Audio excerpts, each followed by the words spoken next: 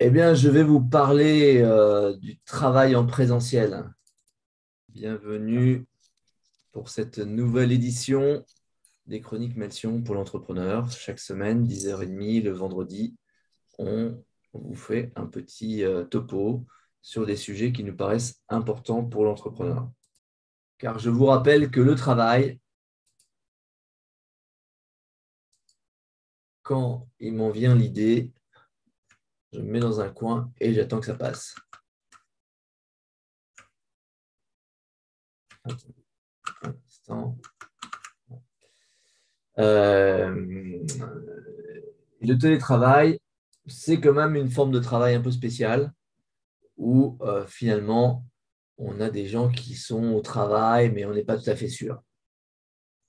Donc, les objectifs de cette chronique, c'est comprendre les raisons qui nécessitent de revenir au présentiel, donc les limites du travail à distance et les dangers du travail à distance. Et on va essayer de voir comment revenir à la normale, trouver les moyens pour faire revenir vos troupes au travail.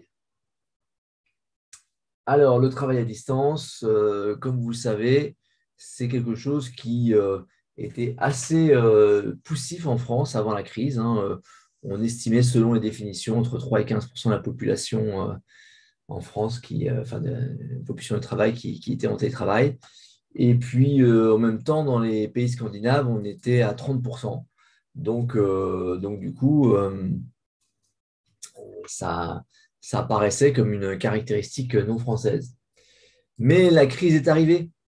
Et la crise, en fait, elle a dit que selon les secteurs, on arrivait dans certains secteurs à 45% de télétravail. Et elle a permis aux cadres d'être tranquillement chez eux, quelques employés, et puis bien sûr, pas les ouvriers. Alors tout ça a introduit une rupture, hein, avec les fondamentaux du salariat. Je vous rappelle que le salariat, c'est basé sur le fait qu'on a un lien de subordination, qui a un temps de travail collectif et qui a une unité de lieu. Et donc, le télétravail, il change un peu ça. Et puis, ça a un impact sur les conditions de travail, puisqu'en fait, il y a des gens qui ont des enfants à gérer ou pas, il y a des gens qui ont des postes de travail adaptés ou pas. On estime d'ailleurs que les femmes sont bien moins installées que les hommes dans leurs appartements. Euh, En général, 60, je crois que la stat, c'était 75% des hommes en télétravail ont leur propre bureau, alors que c'était au départ seulement 30% des femmes. Mais elles se sont installées un peu mieux grâce à la crise.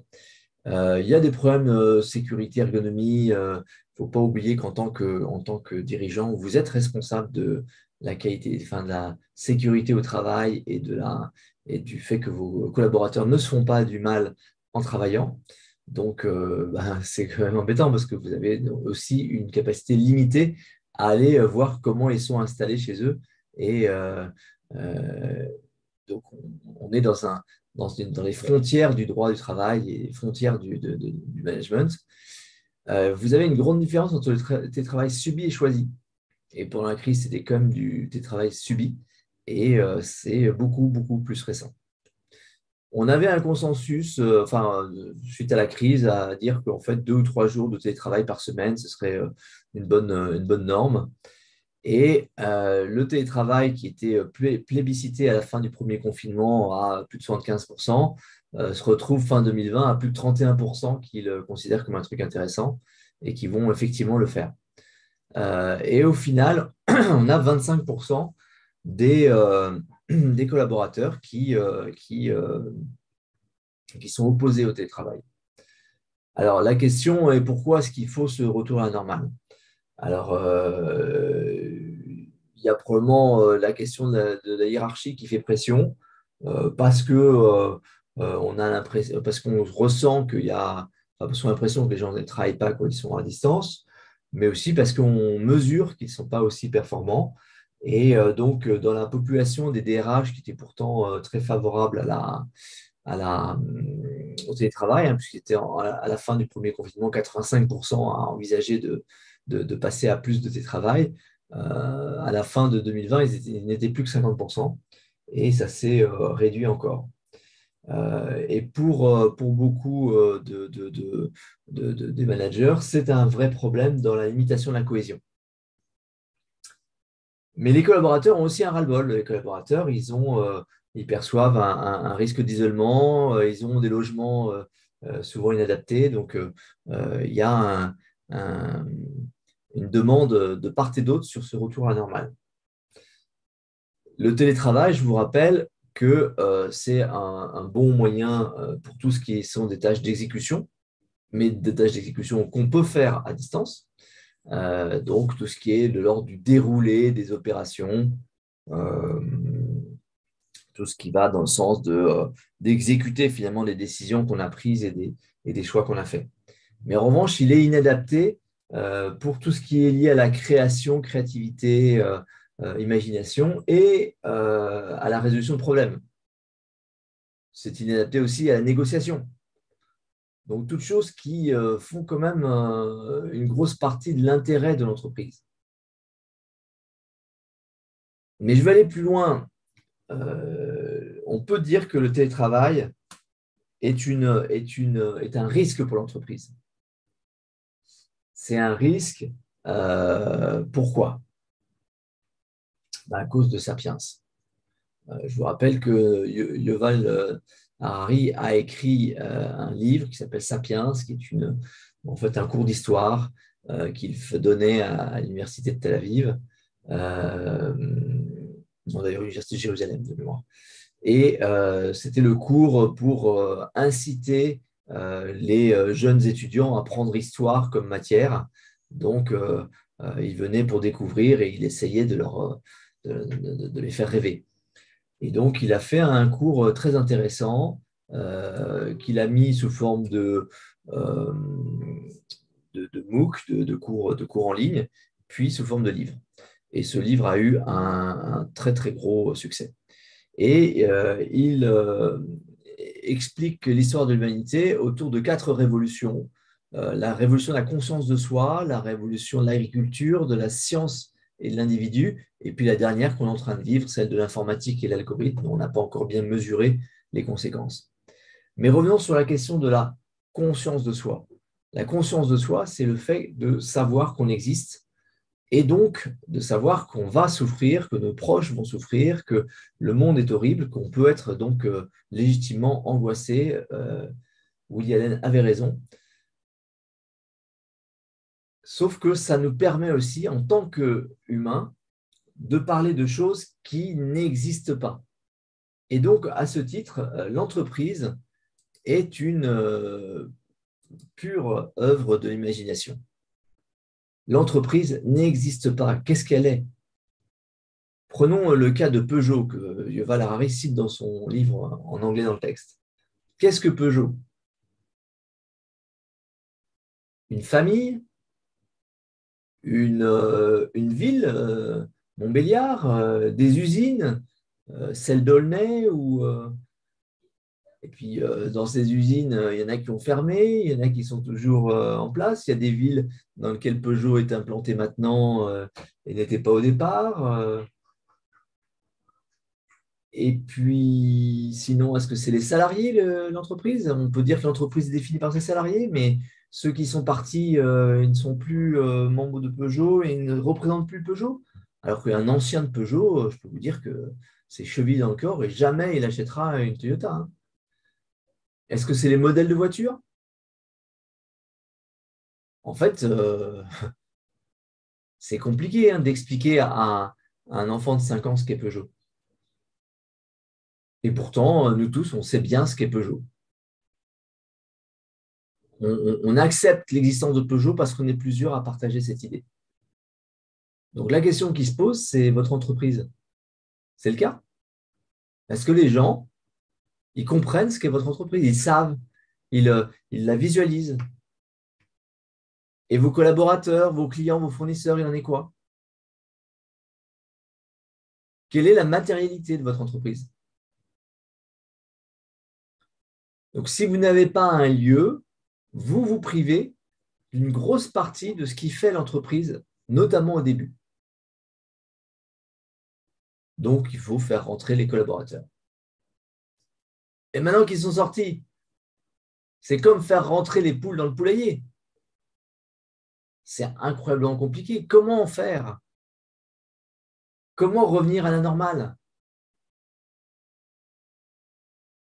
Alors, première façon, on va segmenter. Parce qu'il y a les 25% qui bloquent sur le télétravail et il y a les 25% qui adorent. Donc, on va commencer par s'occuper de ceux qui ne veulent pas de télétravail et qui ont besoin de revenir au plus vite. On commence par le plus facile. Et on se dit que les 25% d'adorateurs du télétravail suivront. Deuxième élément, la contrainte. Et oui, car il faut contraindre. C'est un acte de management. C'est normal d'imposer des moments, d'imposer des retours à la normale. Par exemple, une réunion obligatoire pour que tout le monde se revoie. Et là, il ne faut pas hésiter à contraindre. C'est normal qu'une entreprise impose à ses collaborateurs des jours où on se retrouve tous ensemble et c'est comme ça, c'est pas autrement. Et je comprends que ça te pose un problème pour la garde de tes enfants, mais comment tu faisais avant? Donc, on va se remettre en route. On va remettre aussi en place des rites et des célébrations, des choses qu'on fait tous les jours, tout le temps, ensemble, et qui permettent à chacun de se retrouver dans le groupe. Les célébrations, on a oublié de célébrer. On a oublié à quel point c'était important d'être content ensemble, de faire la fête ensemble autour de réussite, de se rappeler qu'on a réalisé des choses ensemble, qu'on a des résultats qu'on partage ensemble. Et puis, il y a une forme de contrainte, en fait, qui est un peu plus pernicieuse. C'est le fait de prendre les décisions avec ceux qui ont fait l'effort de venir. Et donc, de ne cesser de considérer de considérer sur le même pied ceux qui ne veulent pas venir dans l'entreprise. Vous souhaitez rester dans votre coin, soit, mais vous allez en souffrir une partie des conséquences. Le dernier point, bien entendu, c'est faire envie. On a contraint, certes, mais c'est beaucoup mieux de faire venir, d'apporter de l'ambiance, de créer du lien, de recréer une communauté avec sa complicité. Et puis, vous avez tout bénéfice à vous appuyer sur le FOMO, le fameux Fear of Missing Out. C'est la peur que l'on a de passer à côté des choses. Mais qu'est-ce que vous êtes dit ah, mais attends, c'était quoi la fête que vous avez fait ah, c'est vrai, vous êtes allés déjeuner ensemble, mais ça a l'air super. Donc, grâce à ces moyens, vous allez retourner vers la normale. Alors, la limite de la normale, la limite du monde d'avant, c'est qu'il y avait des résistances à une forme de télétravail qui ne se justifiait pas. Et c'est là où il faut faire usage de votre jugement. Qu'est-ce qui est un problème et qu'est-ce qui ne l'est pas dans le télétravail? Et quelle est la limite? Donc, en conclusion,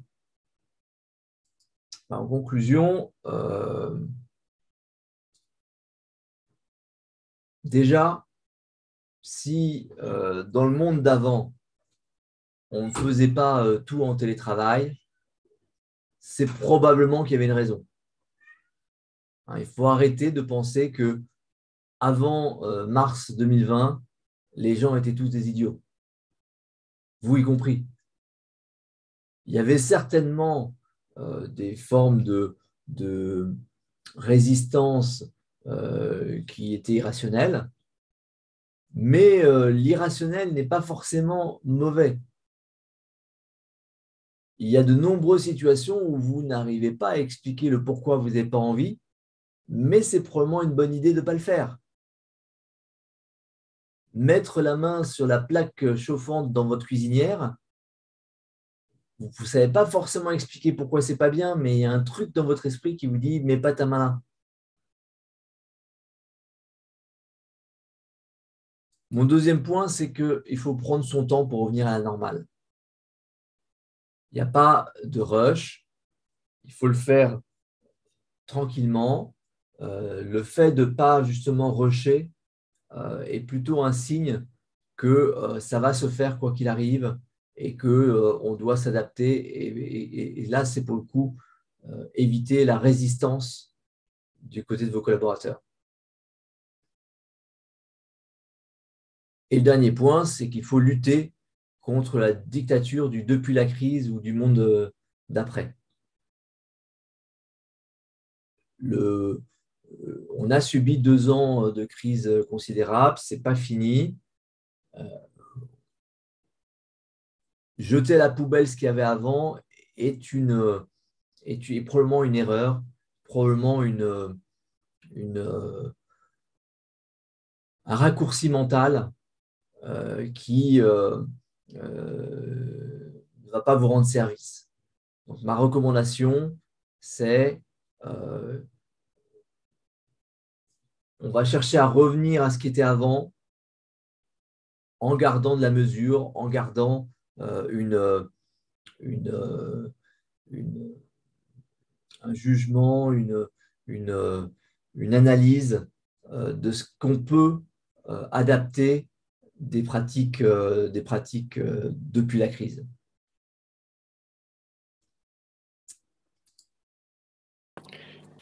Merci Jean-Christophe pour cette chronique qui parle donc du travail et du télétravail et du management quelque part que les entrepreneurs doivent mettre en œuvre pour que leurs collaborateurs trouvent un espace qui leur convient, un espace pour exprimer finalement leur talent et leur capacité à contribuer au projet commun. J'ai une question pour toi.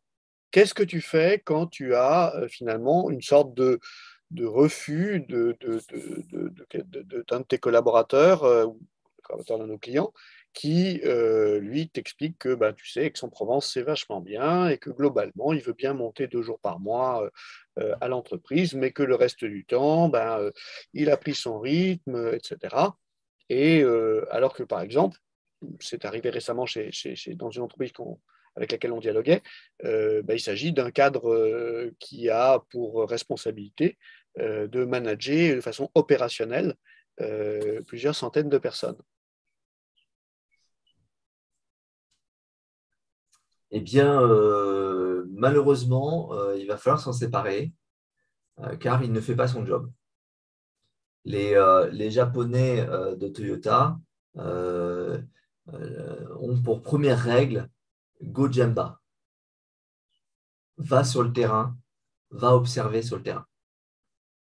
Ça fait partie du job du manager d'être là sans rien dire, sans donner, sans rien proposer que d'observer et d'essayer de comprendre.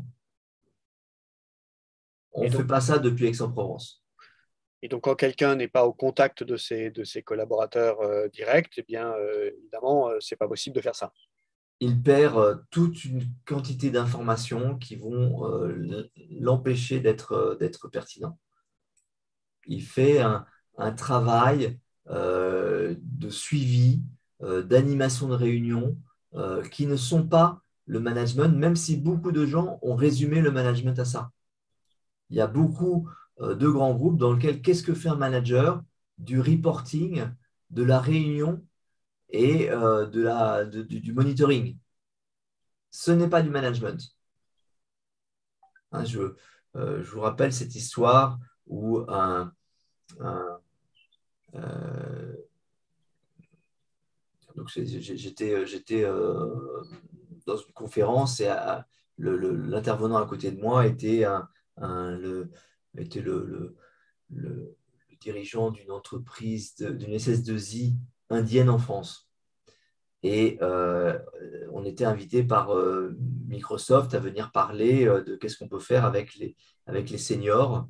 Donc Microsoft, espérant que j'allais parler des seniors comme entrepreneurs potentiels et mon camarade à mes côtés comme euh, potentiel euh, recruté dans sa SS2I.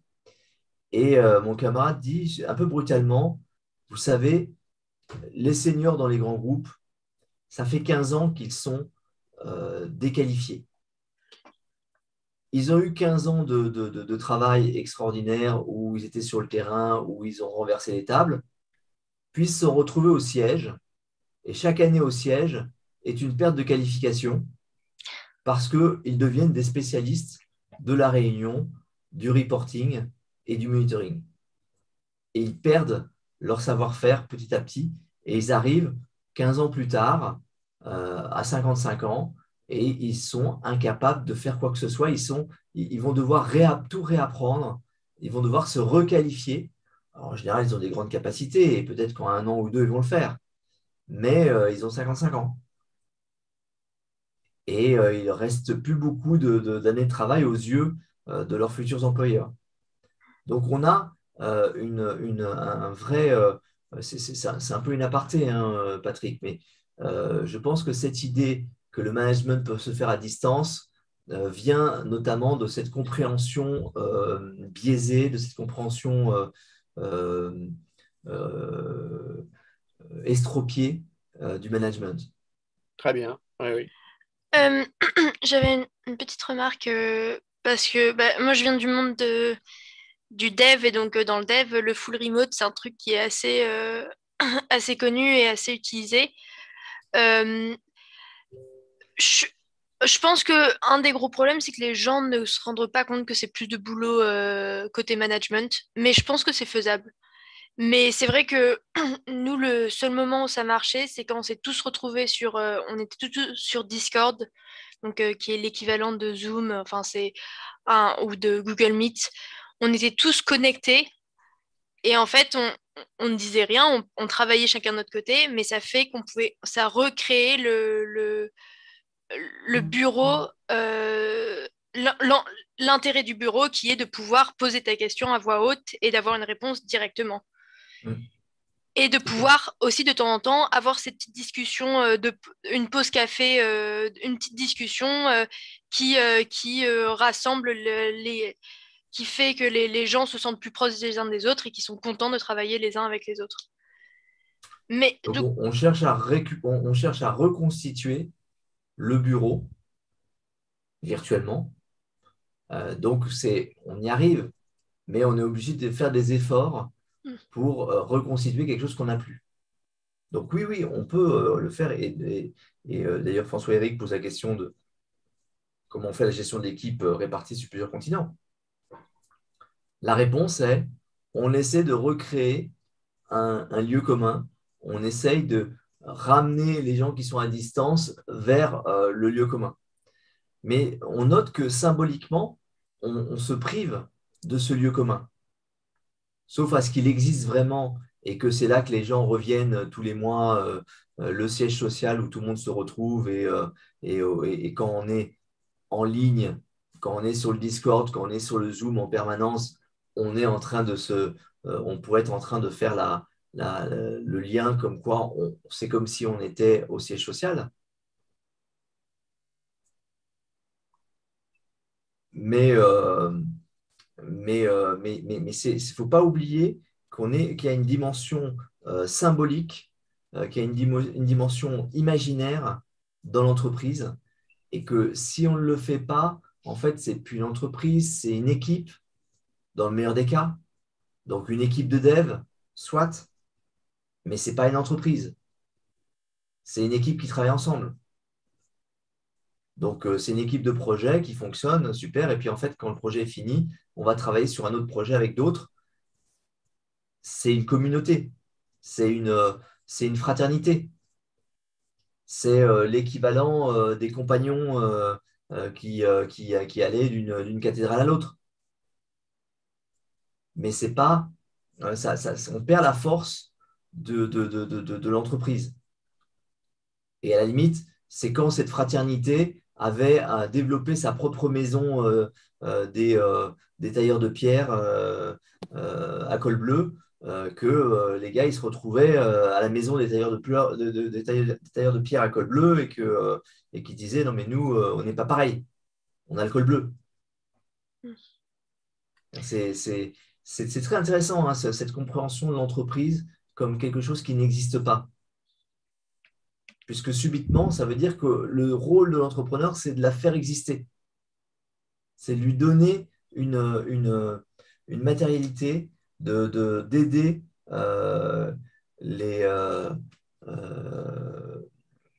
d'aider le collaborateur, le client, le fournisseur à réaliser qu'on existe